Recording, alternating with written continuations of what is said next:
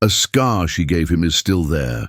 Linda Freeman's hands freeze over the unconscious man's shoulder, her breath catching as recognition tears through her chest like a blade. 10 years of searching, of grieving, of pretending to move forward, all of it collapses into this singular, impossible moment in a Portland emergency room. The man on the gurney is Tom, her husband, the one she declared dead in her heart because hope had become too cruel to carry. But he doesn't know her. He doesn't know himself. And now she must choose. Let him disappear again, or fight to resurrect a man from the fog of his own forgotten life. Linda Freeman had long stopped believing in miracles, but she had never stopped believing in patterns. The emergency room on a rainy Thursday night in Portland moved with its usual rhythm, sirens wailing outside, the sharp antiseptic smell mingling with the metallic tang of blood, the fluorescent lights buzzing overhead like trapped insects. She moved through the chaos with the efficiency of someone who had spent 28 years in nursing, her hands steady even when her heart wasn't, her voice calm even when the world around her screamed.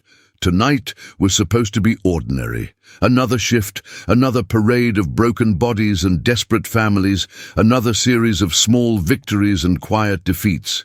She had learned to compartmentalize, to separate the woman who went home alone from the nurse who held strangers' hands through their darkest hours. The call came in at 9:47, a John Doe found unconscious near the Willamette River after a car accident. No identification, no one to claim him. The paramedics wheeled him in with the practiced urgency of men who had seen too much death to be surprised by it anymore. Linda took one look at the man on the gurney and felt nothing but professional detachment. He was in his early 60s, maybe with a weathered face that spoke of years spent outdoors, a tangled grey beard, clothes that smelled of damp earth and neglect. His breathing was shallow but steady, his vitals weak but stable. Just another homeless man caught in the machinery of a city that barely noticed him. She moved to his side, pulling on her gloves, preparing to clean the dirt and blood from his skin so the doctors could assess the damage beneath. But then she saw it. As she carefully lifted his torn shirt to examine his injuries, her eyes caught on something that made the room tilt, made the air rush out of her lungs in a single silent gasp. There, on his left shoulder, was a scar, small, jagged, shaped like a lightning bolt, frozen in skin. It was pale and old, barely visible beneath the grime and bruises, but unmistakable. Her hand hovered above it, trembling, her mind racing backward through time like a film reel spinning out of control. She knew that scar. She had made it. 10 years ago, on a camping trip in the Cascade Mountains, during a moment of laughter and clumsiness, she had accidentally sliced Tom's shoulder with a fishing knife while trying to clean a trout. He had laughed it off, kissed her forehead, told her she was the world's worst outdoors woman. The memory crashed into her with the force of a freight train. Tom, her husband, the man who had disappeared without a trace one cold October morning, leaving behind only questions and a house that had slowly turned into a mausoleum of unanswered prayers. She had searched for months, hired private investigators, plastered his face on every telephone pole and website she could find. The police had been kind, but ultimately useless, offering theories that ranged from voluntary disappearance to foul play. Eventually, the search had faded. The calls had stopped, and Linda had been left alone with her grief and her fury. She had never divorced him, never declared him legally dead, because some part of her, the stubborn, irrational part, refused to believe he was truly gone. But she had buried him in her heart, brick by brick, because hope had become a weapon she could no longer afford to wield. And now he was here, lying on a gurney in her emergency room, unconscious and broken, with no memory of who he was or who he had been. Linda's hands moved on autopilot, cleaning his wounds, checking his vitals. But her mind was a storm of disbelief and rage and desperate, clawing hope. How was this possible? How had he survived 10 years on the streets, invisible to everyone, including her? She had driven past homeless men 1,000 times, had treated them in this very hospital, had looked into their eyes without seeing him. The guilt was immediate and suffocating, mixing with the shock until she couldn't tell where one emotion ended and the other began. She wanted to scream, to shake him awake, to demand answers from a man who had no answers to give. But instead, she did what she always did. She steadied her breathing, forced her hands to stop shaking, and focused on the task in front of her. Tom, if this really was Tom, needed her now more than he had needed her in the last 10 years. The doctors would come soon, would run their tests, would try to piece together the medical puzzle of a man who had no identity. But Linda already knew the truth. She knew it in the way she knew the rhythm of her own heartbeat, in the way she recognized the shape of his hands, even beneath the dirt and scars. This was her husband. This was the man she had loved and lost and mourned. And now, impossibly, he was back. The question that paralyzed her, that made her chest tighten with fear and hope in equal measure, was simple and unbearable. Did he want to be found? The hours that followed were a blur of tests and consultations, of doctors moving in and out of the room with clipboards and concerned expressions. Linda stayed by his side, her hand resting lightly on the bed rail, close enough to touch him but not daring to. She had told no one yet, not the attending physician, not her supervisor, not even the police officer who had come to take a report on the unidentified man. She knew she should. She knew that withholding information was a violation of protocol, possibly even illegal, but the words wouldn't come. How could she explain that the homeless John Doe in bed 7 was her husband, a man the world had given up on years ago? How could she make anyone believe her when she barely believed it herself? The scans came back, showing a traumatic brain injury, old and healed, but significant enough to have caused severe memory loss. The neurologist, a young woman with kind eyes and a measured voice, explained that Tom, though she didn't call him that, had likely suffered the injury years ago, possibly in an accident or assault. The damage to his hippocampus and frontal lobe was consistent with retrograde amnesia, a condition in which the brain loses access to memories formed before the injury. He might never remember who he was, the doctor said gently, or he might remember fragments, pieces of a puzzle that would never quite fit together. Linda listened with the clinical detachment of a nurse who had heard similar diagnoses 100 times, but inside her heart was fracturing into smaller and smaller pieces. When the room finally emptied and they were alone, Linda pulled a chair close to the bed and sat down, her knees weak, her hands clasped tightly in her lap. Tom, her Tom, lay unconscious, his face slack and peaceful in a way she hadn't seen in years. Even in sleep, the Tom she remembered had been restless, his mind always working, always planning the next adventure, the next project. This man looked tired, not just physically but existentially, as if the weight of 10 lost years had settled into his bones. She reached out slowly, her fingers brushing the edge of his hand, and allowed herself to feel the texture of his skin, rough and calloused now, so different from the hands she used to hold. "Tom," she whispered, her voice cracking on the syllable. "It's me. It's Linda." She didn't expect a response, didn't expect his eyes to open or his hand to squeeze hers back, but she needed to say it. Needed to anchor herself to the reality of this moment before it slipped away like smoke. "I don't know if you can hear me. I don't know if you even remember me. But I'm here. I've been here. I never stopped looking for you, even when everyone told me to give up, even when I tried to convince myself you were gone." Her voice dropped to a whisper, barely audible over the steady beep of the heart monitor. "I gave you that scar, you know, on our camping trip. You laughed at me, called me dangerous." A tear slipped down her cheek, hot and unwelcome. Minutes stretched into an hour, then two. Linda refused to leave, even when her shift ended, even when the night nurse came to check on him. She lied, said she was staying to monitor his condition, that she had a personal interest in the case. It wasn't entirely a lie. She watched the rise and fall of his chest, the flutter of his eyelids as he dreamed, and wondered what his mind was showing him.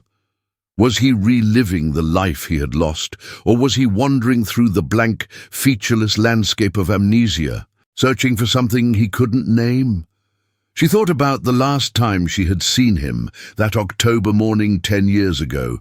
He had kissed her goodbye, said he was going for a hike, that he'd be back by noon. She had been annoyed because he hadn't taken his phone, hadn't left a note about which trail he was taking, and then noon had come and gone, and then sunset, and then midnight. And she had known in the way you know when something fundamental has broken, that he wasn't coming back. His eyes opened suddenly, without warning, and Linda's breath caught in her throat. They were the same eyes, grey-blue, flecked with green, but there was no recognition in them. He stared at the ceiling, then slowly turned his head toward her, his expression vacant and confused. "Where?" His voice was a rasp, barely human, the sound of someone who hadn't spoken in a long time. Linda leaned forward, her heart hammering against her ribs. "You're in a hospital," she said softly, fighting to keep her voice steady. "You were in an accident. You're safe now." He blinked, processing the information, and then his eyes focused on her face. For a moment, just a flicker, a fraction of a second, something shifted in his gaze. Not recognition exactly, but a stirring, a faint echo of something buried deep. And then it was gone, and he was just a lost man staring at a stranger. The days that followed were a delicate dance between revelation and restraint. Linda had finally told the hospital administrators the truth, had shown them photos of Tom from before, had provided dental records and the names of doctors who could verify his identity. The confirmation came swiftly and coldly. The John Doe was indeed Thomas Freeman, her husband, reported missing a decade ago. The news rippled through the hospital like a shockwave, drawing attention Linda neither wanted nor could avoid. Reporters called, colleagues whispered, and the police reopened the case with a mixture of fascination and skepticism. But through it all, Linda remained focused on the only thing that mattered, the man in the bed who still didn't know her name. Tom's physical recovery progressed steadily. The bruises faded, the cuts healed, and his strength returned slowly but surely. But his mind remained a locked room, and Linda had no key. The neurologist recommended therapy, cognitive exercises, exposure to familiar places and people in the hope that something might trigger a memory. Linda brought photo albums, played songs he used to love, told stories about their life together with a desperation that embarrassed her, even as she couldn't stop. She recounted their wedding day, the house they had bought, the vacations they had taken. She described the way he used to make her laugh, the sound of his voice when he sang in the shower, the stupid arguments they'd had about where to hang pictures or what to have for dinner. But Tom listened with the polite detachment of someone hearing about a stranger's life. He was kind, apologetic even, but utterly disconnected. "I'm sorry," he said one afternoon, his voice thick with frustration. "I wish I could remember. I wish I could give you what you need." They were sitting in the hospital garden, a small courtyard with benches and overgrown shrubs, a place where patients went to pretend they weren't trapped. Linda had brought him outside, hoping the fresh air might help, might loosen whatever grip amnesia had on his mind. But all it had done was highlight how far apart they were, how the years had carved a chasm between them that memory alone couldn't bridge. "You don't have to apologize," Linda said, though the words felt hollow. "This isn't your fault." But wasn't it? Wasn't there some part of her that blamed him for leaving, for not fighting harder to come back, for choosing, on some subconscious level, to stay lost. The question of where he had been, how he had survived, haunted her. The police had pieced together fragments from interviews with other homeless individuals and shelter workers. Tom had been found in various locations over the years: Seattle, Eugene, back to Portland, always moving, always alone. He had gone by different names or no name at all, had worked odd jobs when he could, had slept in parks and under bridges. Some people remembered him as quiet, polite, someone who kept to himself. Others didn't remember him at all. He had become invisible, one more shadow in a population society preferred not to see. The accident that had brought him to the hospital had been random, a car running a red light, a moment of bad luck that had paradoxically saved his life by putting him in Linda's path. But knowing where he had been didn't answer the deeper questions. Why hadn't he sought help? Why hadn't he tried to find his way back, to remember, to reach out? The neurologist explained that severe amnesia often came with a loss of self-awareness, a kind of psychological fog that made it difficult to even know that something was missing. Tom had likely lived in a perpetual present, unable to access the past or imagine a future beyond the next meal, the next safe place to sleep. He had been a man without context, without identity, adrift in a world that demanded both. Linda tried to imagine what that must have been like, to wake up every day, not knowing who you were, where you belonged, or if anyone was looking for you. The thought was unbearable, a kind of existential horror that made her chest tighten and her eyes burn with unshed tears, and yet despite everything she couldn't let go. Every day she returned to the hospital, sat by his side, talked to him even when he had nothing to say back. She brought him small comforts, his favorite foods, books she thought he might like, a soft blanket from home. She wasn't trying to recreate the past. She knew that was impossible, but she was trying to build something new, a bridge made of patience and stubborn love, hoping that somewhere deep inside, the man she had married was still fighting to surface. The nurses watched her with a mixture of admiration and pity, whispering about the woman who refused to give up on a husband who didn't remember her. Linda ignored them. She had spent 10 years learning to live without him. She could spend however long it took to teach him how to live with her again. 3 weeks after the accident, Tom was discharged from the hospital.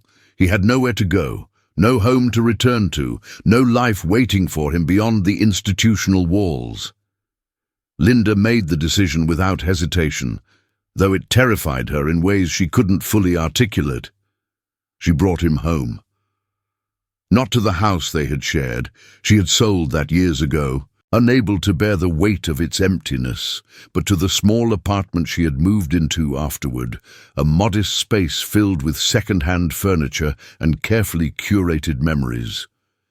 She set up the spare bedroom for him, gave him space and privacy, tried not to hover, even though every instinct screamed at her to never let him out of her sight again.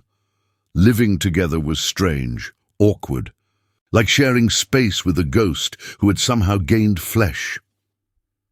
Tom moved through the apartment with the careful politeness of a guest, always asking permission, always apologizing for existing. He didn't touch her things, didn't intrude, didn't make noise. Linda found herself missing the man he used to be, loud, messy, confident, always filling the space with his presence. This Tom was a shadow, careful and subdued, and she didn't know how to reach him. They ate meals together in silence, watched television without really watching, navigated the mundane rituals of cohabitation like strangers forced into proximity by circumstance. But Linda kept trying.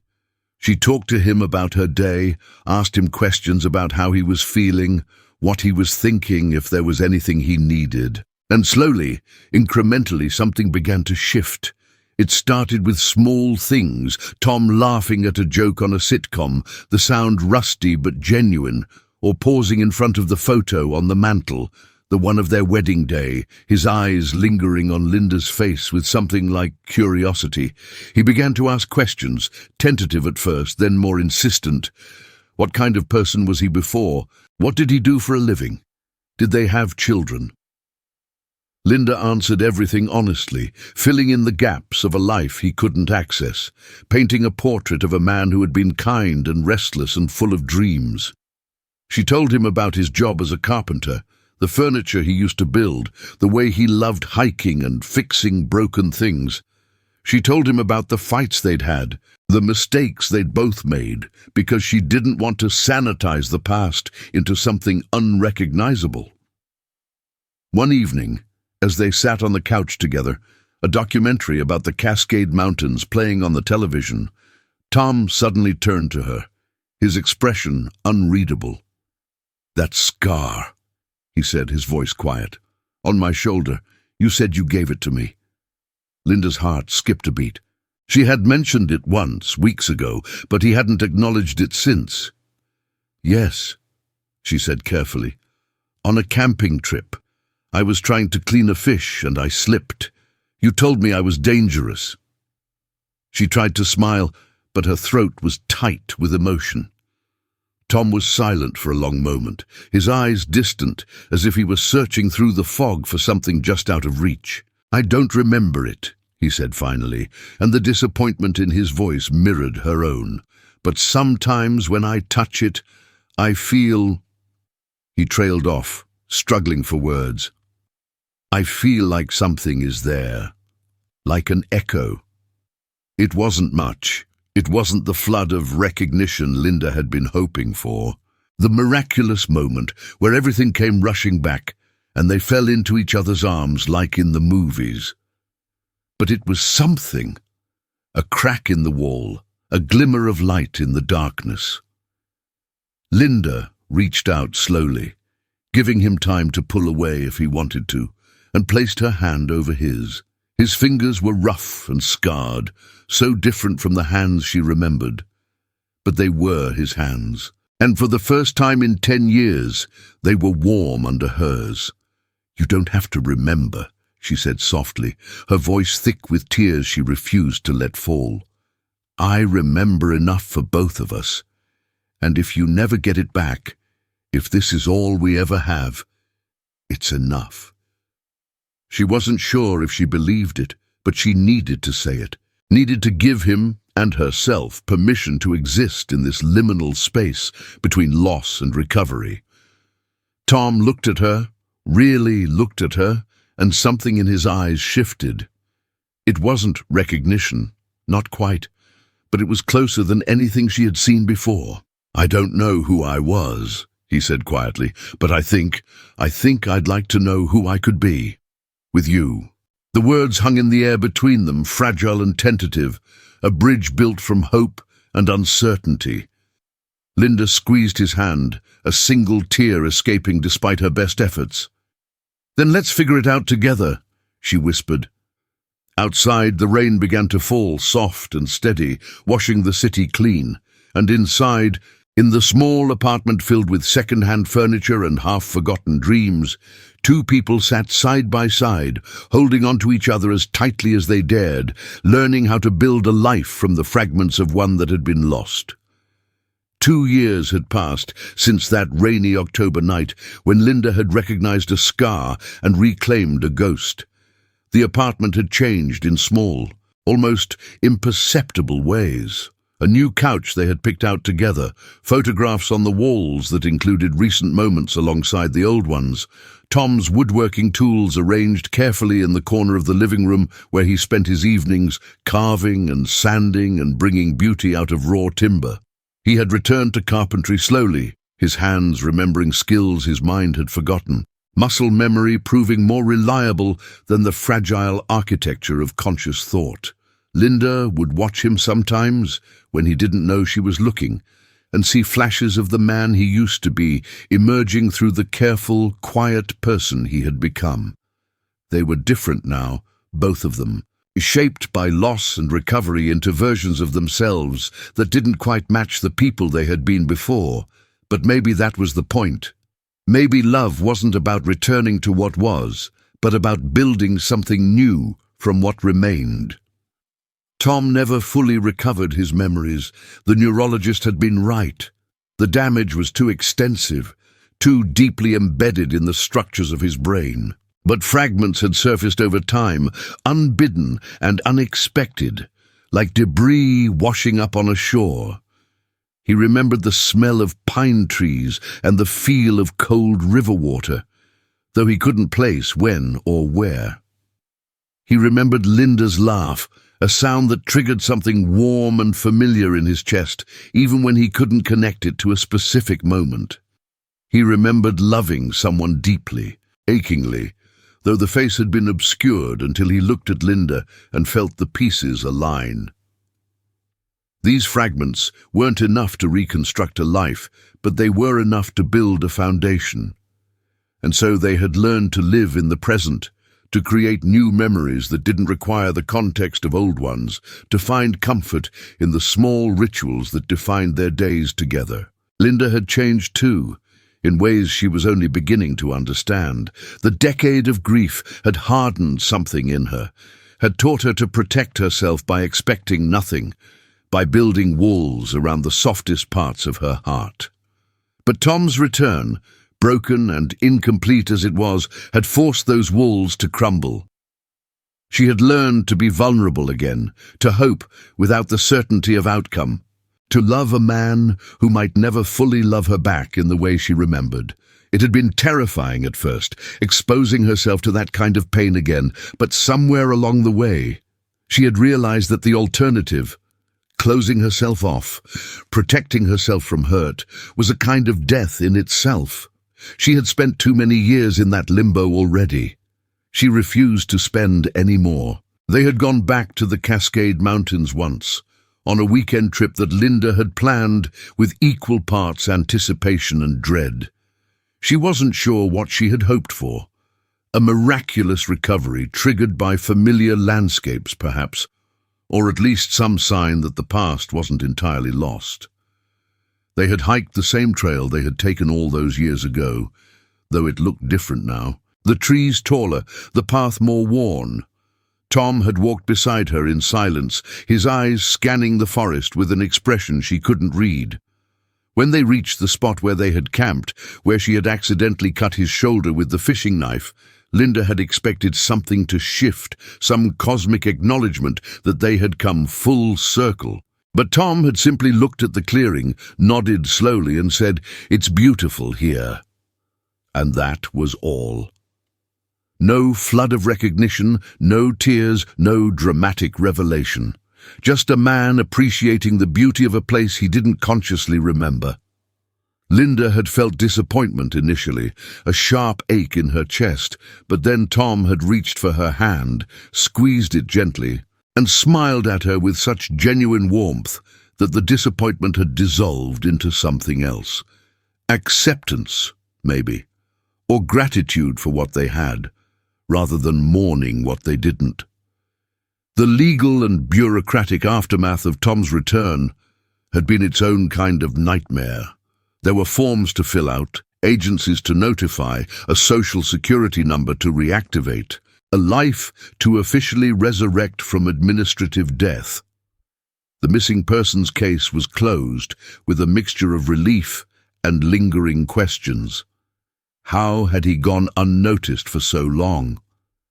Why had the system failed to identify him earlier? Linda had attended meetings with social workers and police officers, had answered the same questions over and over until the words lost meaning. But through it all, she had been driven by a singular purpose, to give Tom back his identity, his place in the world, even if he couldn't remember why it mattered. He was no longer a John Doe, no longer invisible. He was Thomas Freeman, husband of Linda Freeman, a man with a history and a future, even if the bridge between them was fractured. They had talked, late one night, about what he remembered of the years he had spent homeless. Tom had been reluctant at first, as if speaking the words might summon back the horror of that existence. But Linda had gently coaxed the story from him. He remembered cold, endless cold that seeped into his bones and never left. He remembered hunger, not just physical but existential, a constant gnawing emptiness that food could never quite fill. He remembered fear of other people, of police, of the vulnerability of sleep. He remembered brief moments of kindness from strangers who had offered food or blankets without asking questions, and longer stretches of cruelty from those who saw him as less than human. Most of all, he remembered the fog, a thick mental haze that made everything feel distant and unreal, as if he were watching his own life from behind a pane of frosted glass. He couldn't explain why he hadn't sought help, hadn't tried to find his way back. "I didn't know there was anything to go back to," he had said quietly, his voice raw with a pain that transcended memory. "I didn't know I was lost." Linda had held him then, had let him cry into her shoulder, and had whispered over and over that he was found now, that he was safe, that she would never let him disappear again. Their relationship had evolved into something neither of them had anticipated. It wasn't the marriage they had once had. That was gone, buried under 10 years of absence and trauma. But it was something else, something quieter and perhaps more resilient. They were learning each other again, discovering new rhythms and patterns, navigating the delicate balance between intimacy and independence. Tom had his own bedroom still, a space he retreated to when the weight of being known became too much, and Linda respected that boundary, even when it hurt. They didn't sleep together often, but when they did, it was with a tenderness that felt almost sacred, as if they were handling something precious and fragile that might shatter under too much pressure. They talked more than they used to, about everything and nothing, books, news, the small frustrations of daily life. And sometimes, when the mood was right, Linda would tell him stories about their past, not to make him remember, but simply to share the history she carried alone. The people in their lives had reacted in predictable ways. Linda's sister had been cautiously supportive, expressing concern about Linda's emotional well-being while trying to be happy for her. Friends from before Tom's disappearance had mostly drifted away, unable to navigate the strangeness of his return or unwilling to invest in a relationship that felt too complicated. New friends, the ones Linda had made during the years alone, were divided. Some admired her loyalty, others thought she was clinging to a fantasy, sacrificing her own happiness for a man who might never truly be her husband again. Linda had stopped trying to justify her choices to anyone. She knew the truth of what she felt, even when it was messy and contradictory, even when she herself questioned whether she was doing the right thing. Tom was here. He was trying. And every day he chose to stay, to build this fragile new life with her, felt like a small miracle she had no right to dismiss. On the second anniversary of the night she had found him, Linda came home from work to find Tom in the kitchen, awkwardly attempting to cook dinner. He had never been much of a cook before, had barely been able to boil water without supervision, and this version of him was no better. The kitchen was a disaster, vegetables chopped unevenly, something smoking in a pan, flour somehow on the ceiling. But he looked up when she entered, his face breaking into a sheepish grin that made her heart twist. "I wanted to surprise you," he said, gesturing at the chaos. I thought it might be nice to have a meal together, to celebrate." Linda had laughed then, really laughed, the sound bubbling up from somewhere deep and genuine. "Celebrate what?" she had asked, already knowing the answer. "Us," Tom had said simply, and the word had hung between them, full of weight and possibility. "Whatever this is, whatever we're becoming." They had eaten the half-burnt, over-salted meal together at the small kitchen table, and it had been perfect, imperfect, messy, strange, but perfect in its imperfection. Later, As they sat on the couch with the television murmuring in the background, Tom had reached over and traced the lines of Linda's palm with his fingertips, a gesture so familiar it made her breath catch. "I don't remember falling in love with you," he had said quietly, his eyes on their joined hands, "but I think I might be falling in love with you now, with who you are now, with who we are together." Linda had looked at him through tears she didn't bother to hide, and had whispered back the only truth that mattered. "Then that's enough, more than enough." And in that moment, in that small apartment filled with second-hand furniture and hard-won hope, they had finally let go of the past they couldn't reclaim and embraced the uncertain, beautiful future stretching out before them. The scar on Tom's shoulder would always be there, a permanent reminder of what had been lost and found, but it was no longer a wound. It was simply a part of their story, the story they were still writing together, one imperfect day at a time.